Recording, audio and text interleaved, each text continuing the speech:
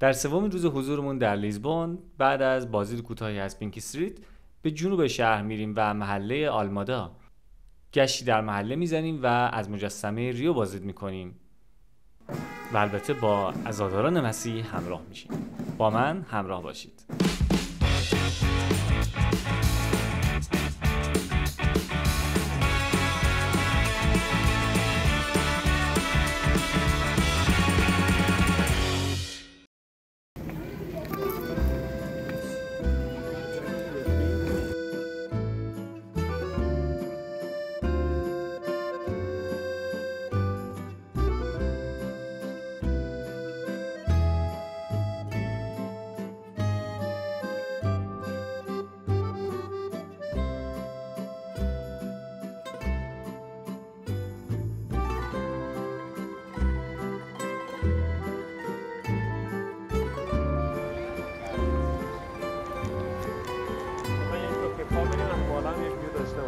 بریم.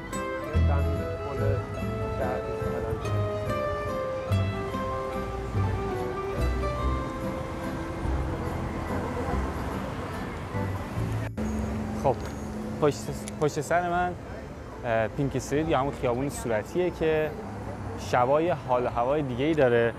الان دیگه فقط توریستا میان میبینن، کفشو میبینن شستن به خاطر عوارض دیشب. این اتوبوسایی که اینجا هستن اتوبوسای هاپ آن هاپ آف بهش میگن همه جا، نمیدونم اینجا اسمش چیه، گری لاین. معمولا اینجوریه که به تعداد زیاد از این اتوبوس‌ها هست که جاهای مختلف شهر رو میبینه. شما یه بلیط میگیری و در طول روز همه جا رو میتونی بری باهاش ببینی.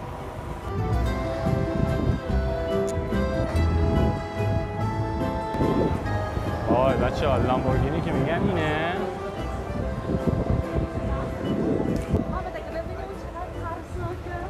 کی؟ پسره. اگه برگرده اینقدر ترسناکه. کو برگرد؟ هالووینی کرده خودشو. کو برگرد ببینم. از نظر تقسیمات کشوری آلمادا یه شهر جداست، اما وقتی که به نقشه نگاه میکنیم به نظر میرسه که یک محله از شهر لیزبونه که توسط رود تیگو جدا شده. برای رفتن به آلمادا با ماشین باید از پل زیبای 25 آپریل استفاده کرد، ولی خب مردم هم بدون ماشین معمولا از قایق‌ها یا همین فریا استفاده میکنن که ما هم همین کارو کردیم. هر جا مترو، اتوبوس یا این کشتی که سوار شدیم همه بلیطاشون حدود 1.2 فکر می‌کنم بیشتر نیست. حتی تا بر هر کدوم از مسیرها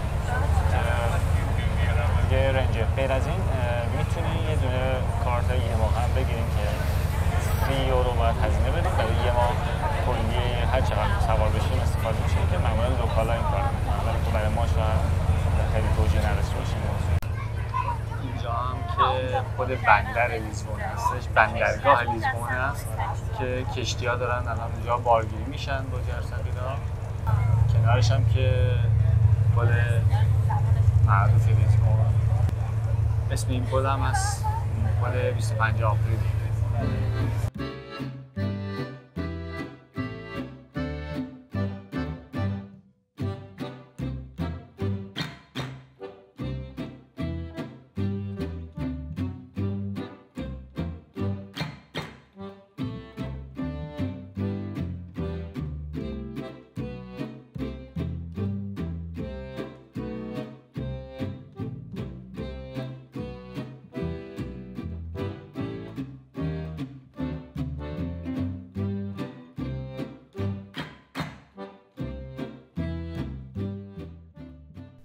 دون فرناندو دوم آخرین کشتی چوبی از نوع خودش هست که پرتغال ساخته. در سال 1843 به آب انداخته شد. بیش از 5 بار دور کره زمین رو گشت. آخرین کشتی بود که مسیر هند رو میرفت و پرتغال رو به مستعمراتش در هندوستان مرتبط میکرد.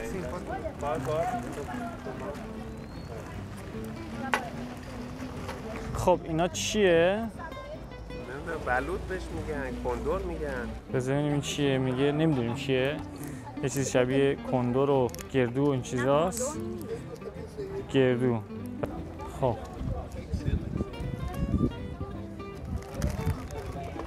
مزه جدیدیه. نمیدونم مثل چیه؟ مثلا مثل اینکه مغزی رو پخته باشه نرم شده باشه. ولی نمیتونم بگم مزه چی میده. این مزه عجیبی میده. ولی تکسچرش مثل آره مثل گردوه توش. ترکیب گردو و سیب زمینی کم شیر. گردو سیب زمینی شیر هم میگه. آره راست میگم. یه چیز جدیدی دیگه. عالیه. مرسی. اینجا تو اون طرف رودخونه شهر پورتو محله آلمدا درسته؟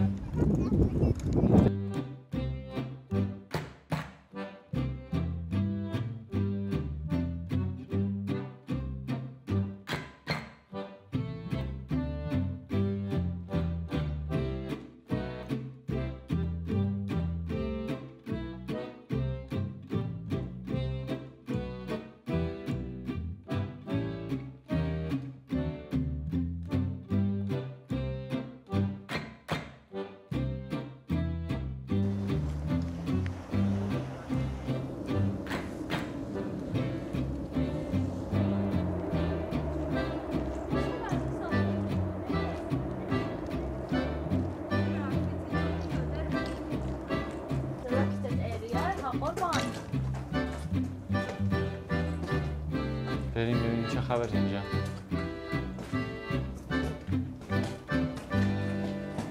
یکی الان دستم بکشه ببره تو. کی پاسخگوه؟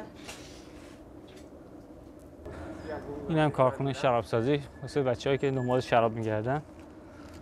ببینیم صادق بهمون نشون بده. اینجا انگورا رو خورد می‌کردن و آبش از اینجا می‌اومدن پایین. این با این چوبای بزرگ. انگور خورد می‌کردن با اینا. اینجا این حوض این جلو حوضه.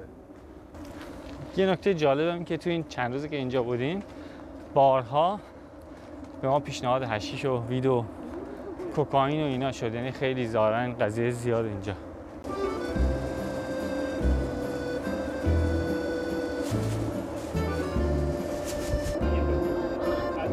این پل بچه‌ها 2 کیلومتر طولشه.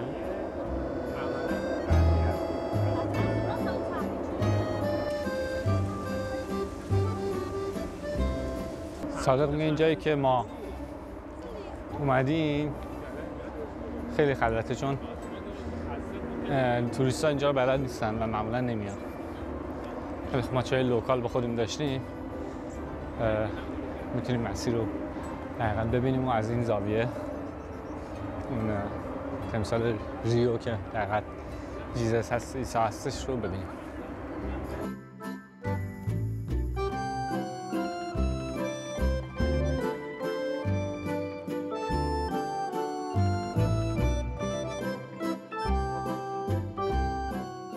در کنار مجسمه ریو هستیم و یه ویو پوینت خیلی عالی از شهر لیزبون که اینجا باشه.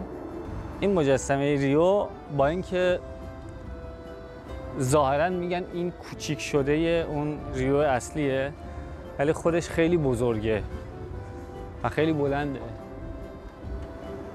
مثل برج میمونه. ولی این گفتن که کوچیک شده مجسمه ریو اصلی هستش که در ریو دو ژانیرو برزیل نصب شده. خب 3 تا غذا گرفتیم بچه‌ها. اینجا اول بگم یک محله کاملا لوکال. اینجا پورتودیا یعنی غذای روزشه که ماهیه با برنج و یه چیزی. این یکی مال الهام گوشته و نون و سیب زمینی. غذای صادقم در حقیقت میگو با نمیدونم میگو اینجوری مخلوط کرد، میگو نون خورد شده نرم شده فکر کنم. یه دونه میگو بعدم نه بیشتر از یکی. نه یه دونه نه بیشتر از یکی. خب بخوریم ببینیم چجوری.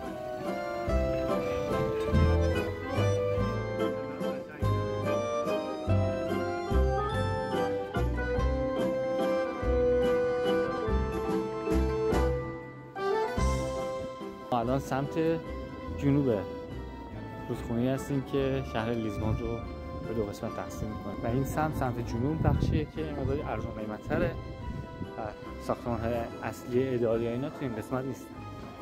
بچه‌ها میدونستین که این داستان دسته و اینا فقط چند صد سال که شروع شده و از زمان صفویان به بعد هستش. کسایی که فکر می‌کردن که این دستا و اینا مال اسلام بوده، ببینید که این از کجا اومده. تو دوره صفویه یکی از شاه‌های صفوی یکی از مباشراش میفرسته اروپا، ببینید اینا چه برنامه‌هایی انجام میدن برای مناسک مذهبیشون. یکیشون هم میاد اینا رو نگاه میکنه، میگه آقا اینا همچین کارایی میکنن برای مناسک مذهبیشون و بعد در نتیجهش این میشه که میان تو ایران دسته‌های امام حسین و اینا رو راه میندازن، ولی هیچ دسته‌ای از قبل از اون وجود نداشته.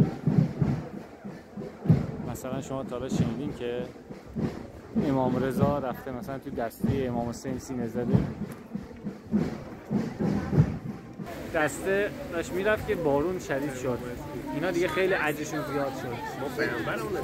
وقتی دسته رو دیدیم، دسته رو کم در اون عجیب بود و کم مسخره کردیم، نتیجهش این شد که بین یکی از دو تا از ماشینا ظاهرا که خیلی تحت فشار بوده خودشو خالی کرده بود، شماره دو شماره 2 دیگه و 2 نفریمون پای مبارک رو قشنگ گذاشتیم روی استراکچری که اونجا تعبیه کرده بود، همچنین نرم و گرم و تازه هم بود. آره به خاطر اینکه اون دسته رو مسخره کردیم پا به گوه شدیم در حقیقت. ببخشید.